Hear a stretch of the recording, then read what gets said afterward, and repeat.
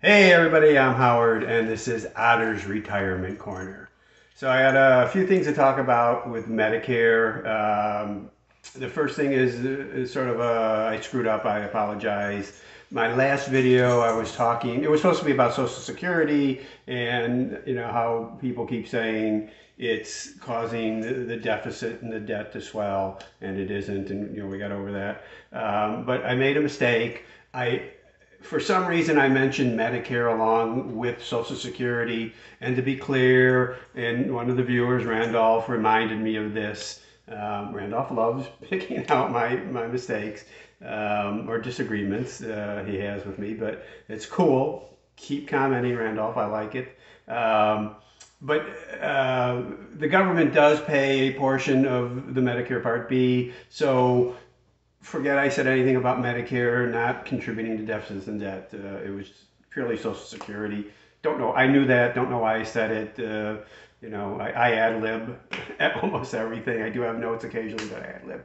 All right, so let's get over that. The second thing I want to do is kind of update. You know, I haven't updated everybody about my Medicare billing problems, which I've had for quite a long time. For those of you who recall, you know, they charged me some ridiculous amount one month, like $1,000 beyond what I'm supposed to pay. And it turned out I ended up having to go down there because no one on the phone can answer my questions. You know, I drove through that crazy traffic. You know, it took like 40, 50 minutes to get there, and you know, a half hour, 40 minutes waiting in line to see someone. And I thought they had it solved. They understood all the problems. They said, hey, you know, you shouldn't have paid IRMA for 23 or 24. I was February 24 when I was in there, and you were overbilled. You had the second level of IRMA for 22. It should only have been the first. So we're going to refund that to you. So late March, I think it was, I actually got a check from them that was, it said Part D refund, and it was $172. You know, according to my calculations, it should have been more than that. Not a whole lot lower, 190 or something like that. So they weren't far off. I guess I should be happy with that. But lo and behold, you know, never saw anything for Part B. You know, so I called them and I said, you know, explain the situation because you have to go over it all over again. Oh, and they saw notes in the system from when I went and visited. And okay, well, you know, we cut checks every 3 months. You know, yours was from March 15th. So the Part B check will probably be June 15th. Okay, how do you know how much? You know, I don't know anything about it. Okay, so meanwhile, I get billed monthly for my 174.50, 175 bucks, whatever it is, my monthly Part B. You know, I'm not on Social Security, so it's not deducted. They take it out of my checking account. So for the last 2 months, now coming up on three, they haven't taken anything out. And I said this to this woman. I said, you know, I want to be sure I'm still covered. You know, are they expecting me to send them a payment? Are they taking no payment in lieu of sending me a check? Who's check? I don't know. I don't know. I don't know. I suggest you call Social Security or Medicare. I was talking to people at Social Security who are in charge of the billing, and you know, Medicare just refers me back to Social Security. So I'm not going to get this solved. I know that. I'll wait it out and see how many months they don't charge me and still pay my bills. That's about the only way I have to do it now. And then, you know, eventually, depending upon where it ends up, I imagine I'll end up going back to Social Security office. So I'm a little bit of the way there. I'm scared to death that they'll stop my coverage, but we'll see what happens. And then, and speaking about Medicare billing, I had an interesting experience yesterday. I went to get a CT heart calcium scan.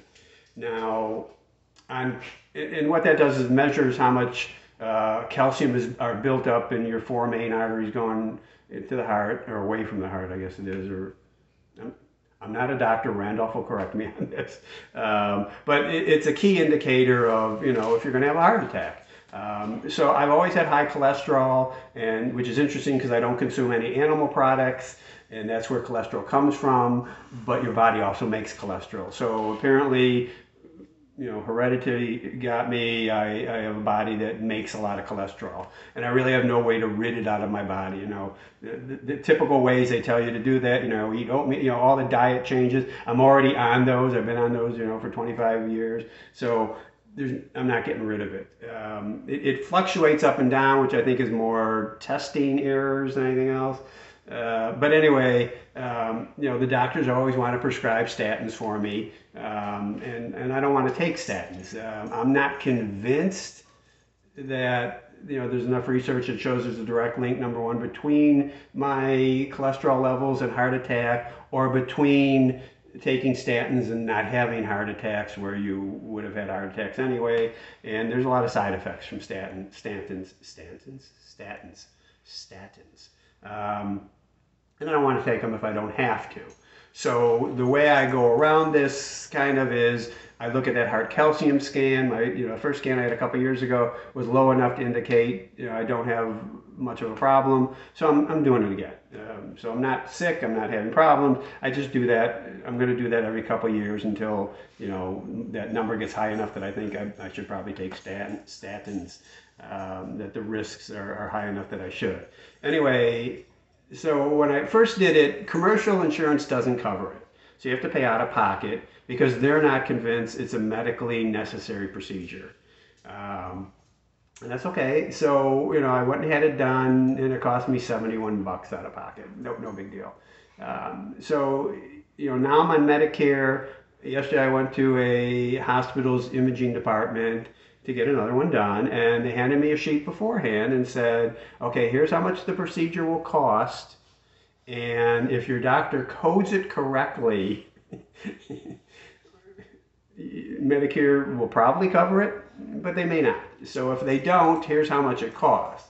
Well, first of all, it's not up to my doctor, it's up to this facility to code it correctly, although they're just going to put the code my doctor put on there, so I guess that's why they're laying it off on him.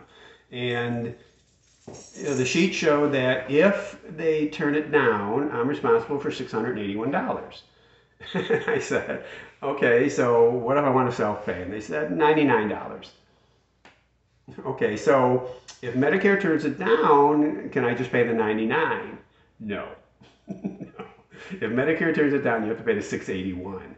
So now I'm stuck with the dilemma of, okay, do I take the gamble that they send this to Medicare, Medicare covers it, if there's any part they don't cover, my Medigap plan will cover it and I pay nothing, or do I risk that they turn it down and I pay $681 versus do I pay $99 now? I went with the $99. What would you do? Tell me, what would you have done? $99 isn't going to hurt me. $681 isn't going to hurt me, but it's going to bloody my nose a little bit.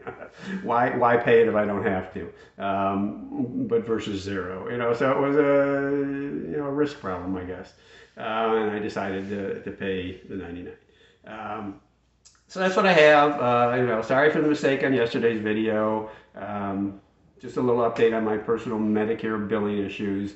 Thanks for watching. If you like the content, please, again, subscribe. A lot of you watch who aren't subscribed. That's okay, but if you subscribe, it helps get me out to more people, and I appreciate that. Appreciate your comments. Give me the like, the thumbs up. Spread the word if you can. I like doing these. I like the conversations, the comments. So comment. I'll see you next time. Thanks. Bye.